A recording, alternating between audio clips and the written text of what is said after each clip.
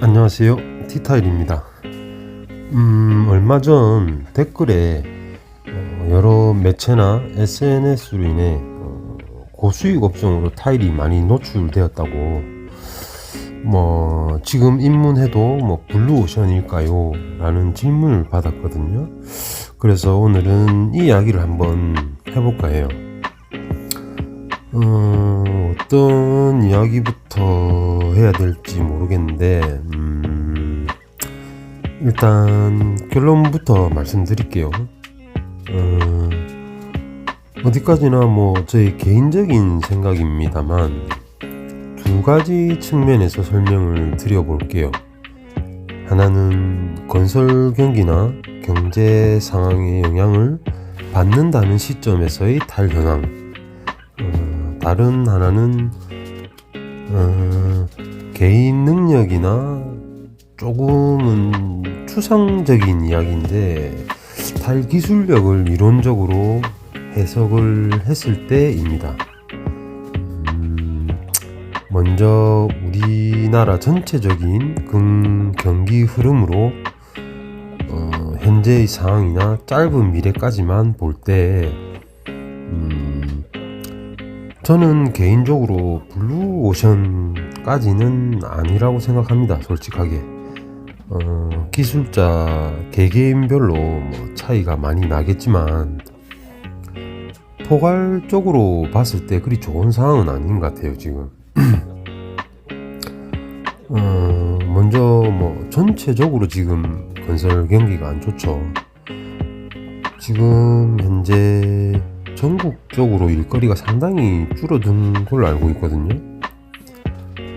분양은 안 되지, 높은 금리에 대출도 까다롭지, 건설사들이 많이 주춤하는 상황 같고요.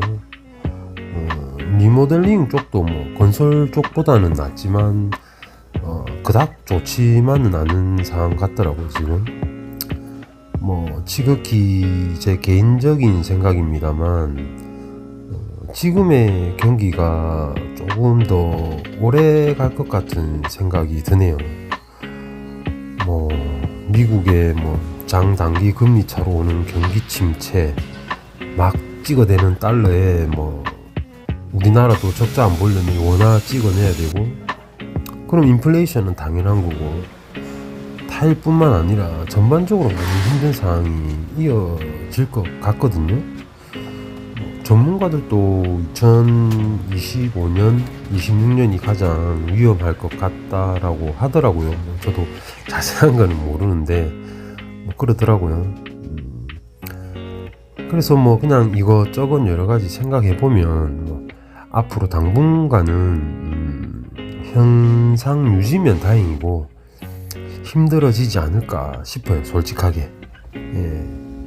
그래서 제 생각인데 신축 물량보다 구축 리모델링 물량이 오히려 메리트 있지 않을까 라는 생각이 들고, 저도 인테리어 쪽으로 다시 손을 댈까 지금 솔직하게 고민 중입니다.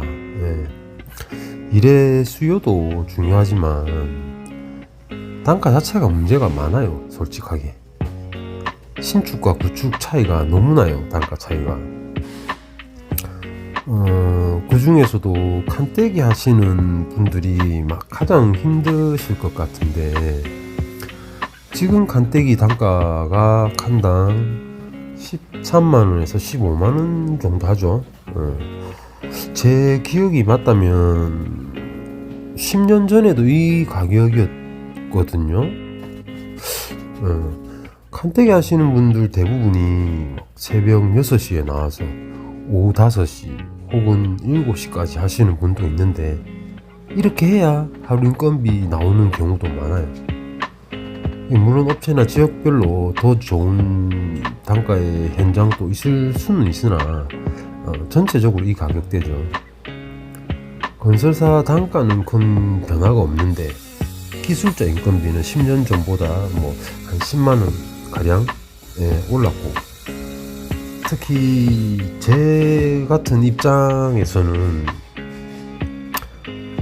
과거보다 현장 일은 복잡해졌는데 같은 가격의 계약 금액으로 더 많은 인건비가 추출되니까 이게 손해 안 보면 다행이라 할 만큼 신축의 메리트가 많이 없어졌어요.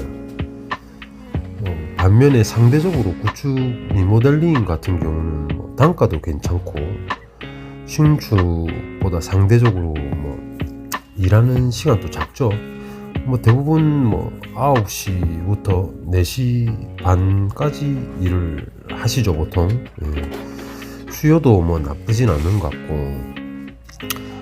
물론 하층 직원처럼 일 받아서 하시는 분들은 인건비가 싸다고는 제가 들었는데, 전체적으로 봤을 때를 말하는 거니까 그 부분을 뺄게요. 그런 의미에서 구축 리모델링이나 인테리어 쪽이 앞으로는 괜찮지 않을까 싶어요. 개인적인 생각으로. 이미 지금도 그런 것 같기도 하고. 여기까지는 전체적인 경기 흐름을 바탕으로 제 생각을 말씀드린 거고요. 기술자별 혹은 주 업무에 따라서는 많이 다를 수 있습니다.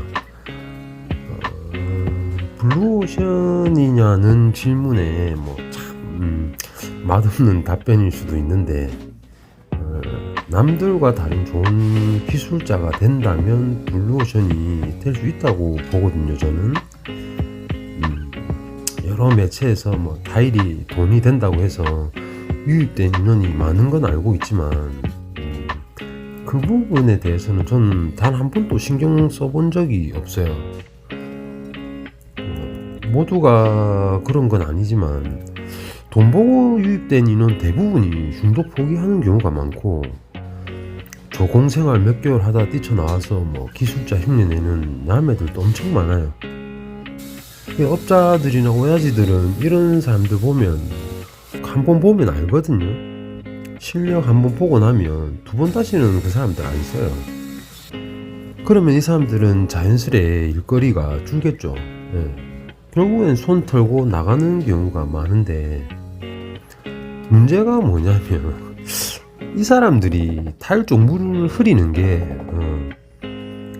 일거리가 없으니까 단가를 낮추는 거예요.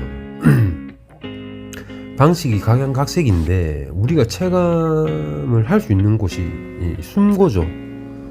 사업자는 누구나 쉽게 내니까 숨고 사이트를 많이 이용하죠. 그 사람들한테는 힘들게 곤방에서 하루 15만원 받는 조공생활보다 하루 일당 20만원 측정해갖고 가격 후려가지고 입찰 따고 본드바리 정도는 흉내낼 수 있으니까 결국엔 하자로 실력 들통나고 잠수 타는 사례가 뉴스에까지 나올 만큼 피해 사례가 많죠, 지금.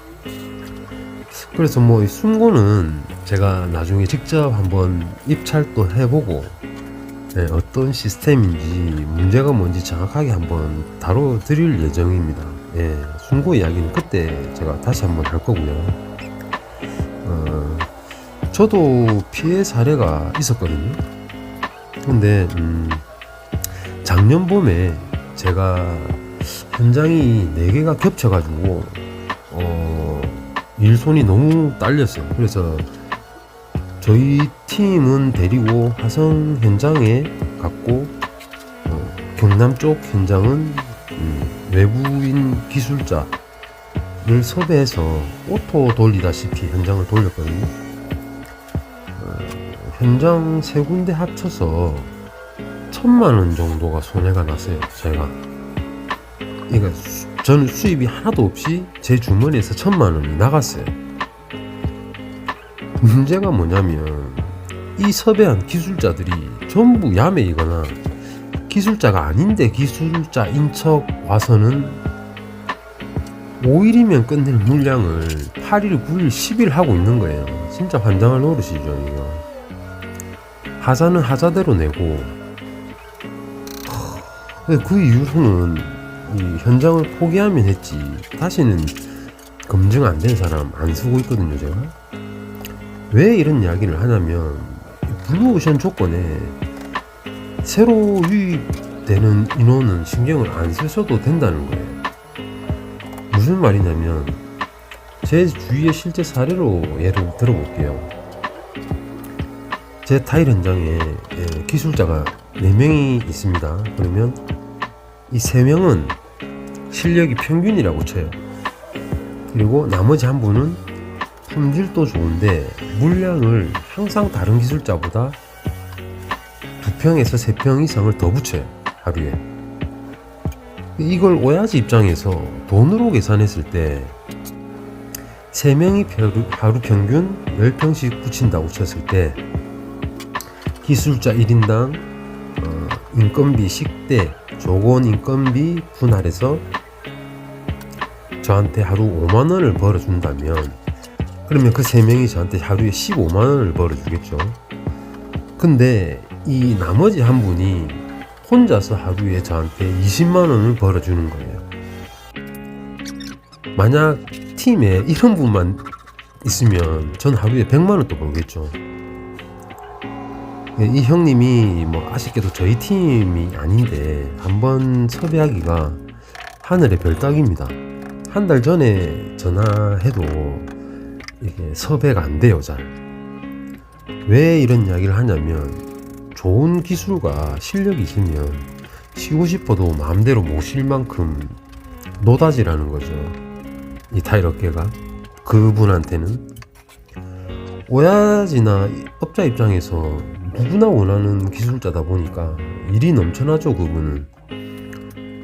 그분한테는 늘 타일이 블루오션이겠죠. 네. 제가 이런 식상한 말을 하니까 뭐 그런 당연한 소리는 나도 하겠다라고 말씀하실 수 있는데 제가 전달하고 싶은 내용은 타일 업종이 뭐 블루오션이냐 레드오션이냐라는 기준을 오해하지 마시라고 제가 쓸데없이 길게 설명을 드렸는데 아마 기술직은 다 비슷할 거예요. 뭐 인원이 몰려서 힘들지 않냐라고 묻기에는 제법 기술력으로 평가되는 곳이다 보니 본인이 최선을 다할 뭐 각오만 있다면 그 부분은 크게 고민 안 하셔도 될 것 같고 오히려 좋은 기술자가 된다면 관련 업종 지인이나 현장 인프라를 늘리는 데 더 신경 쓰시는 게 맞는 것 같아요. 저는 관련 지인 하나는 없이 맨땅에 헤딩 하다시피 사업자를 냈거든요. 이때까지 근데 명함 한번 돌린 적이 없습니다. 영업을 그런 식으로 한 적이 없어요. 대신에 현장 가면 뭐 역공정, 목수, 경량, 도배, 싱크 분들 있으면 뭐 음료수 나눠주면서 인사하고 그렇게 친해지다 보니 일도 소개시켜주고 그렇게 그분들이랑 술 먹다 보면 그 자리에 또 다른 업자가 오고 또 소개받고 그렇게 해서 그나마 지금처럼 밥이라도 먹고 살거든요. 저희는 모두가 개인 사업자라고 생각을 하거든요. 저는 그래서 뭐 부정적인 의미의 어떤 학연 지연이 아니라 사업자들은 이 일 관련 인프라가 나는 가장 중요하다고 생각을 해요. 그 요소 중에 하나가 또 좋은 기술력이라는 걸 말씀드리려고 주저리 떠들었는데 끝으로 타일업을 해보고 싶은 분들은 현재의 상황이나 장래성, 임금 뭐 다 신경 쓰이는 게 당연합니다. 그래서 저도 뭐 14년 동안 주위에 단 한 번도 타일 뭐 배워봐라 혹은 하지 마라 강요한 적이 없어요. 장단점을 너무 잘 알기 때문에 더 그런 것 같기도 하고 노다지냐 아니냐 뭐 임금이 높냐 낮냐 이전에 타일이라는 기술 자체에 확신이 있으시다면 추천드리고요. 특히 임금이 주 이유라면 뭐 그닥 추천드리고 싶지는 않아요. 제 경험상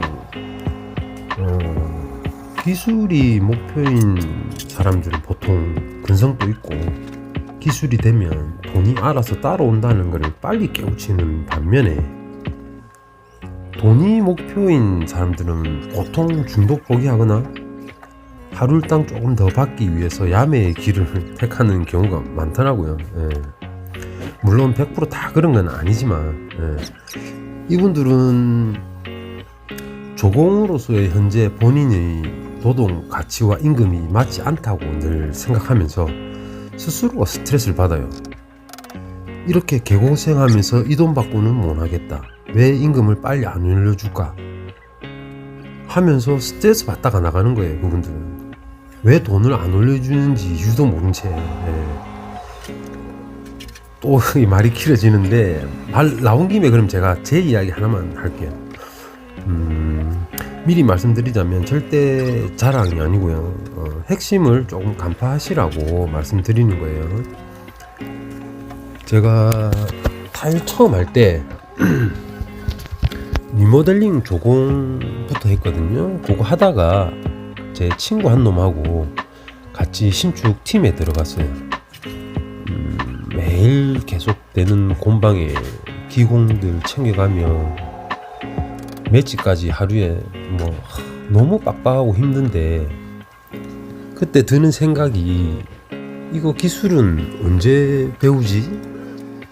이렇게 가면 1년이고 2년이고 곤방마다가 세월 다 보내겠는데? 라면서 제가 고민에 빠졌죠. 포기할까도 했다가 결론 내린 게, 시간을 만들어서라도 연습해보자. 내가 붙일 수 있다라는 걸 오야지한테 보여주자.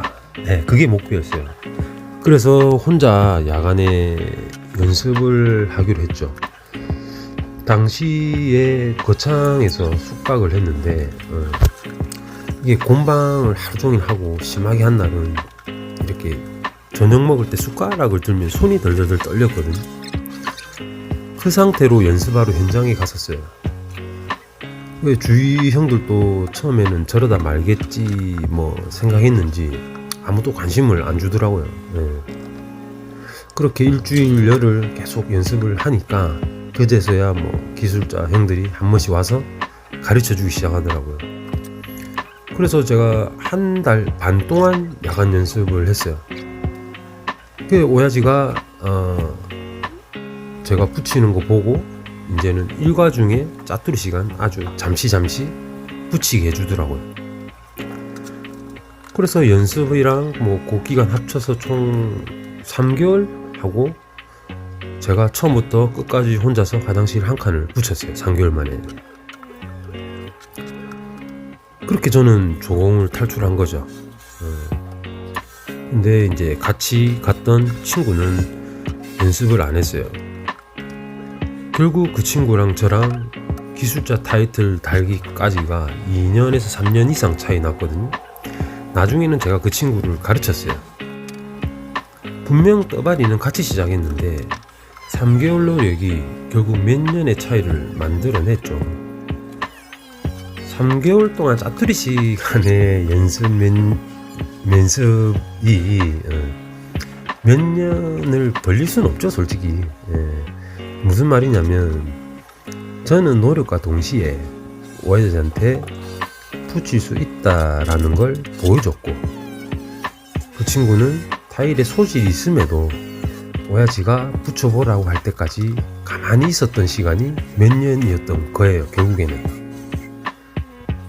결국 남이 떠먹여줄 때까지 노력 안 하는 사람과 스스로 돌파구를 찾고 노력하는 사람의 차이인 거죠, 그 시간들이. 그래서 기술에 목마른 사람들은 돈을 쫓는 사람들하고 다르다고 제가 계속 언급하는 거예요. 제가 14년 동안 얼마나 많은 입문자들과 기술자들을 봐왔겠습니까? 이 말은 진짜 믿으셔도 됩니다. 어쨌든 정리를 하자면 타일 업계가 전체적으로 좋은 상황은 아니다. 그렇지만 희망적인 이야기를 한다면, 좋은 기술력이 있다면 분명 매력이 있는 직업이 될 수도 있다 정도이겠네요. 타일 입문에 고민이신 분들에게 도움이 되었으면 좋겠는데 기술이 어쩌고 저쩌고 이런 지루하고 식상한 얘기가 많다 보니까 조금 걱정은 되는데 조금이나마 도움이 되었길 바라면서 영상 마치도록 하겠습니다. 감사합니다.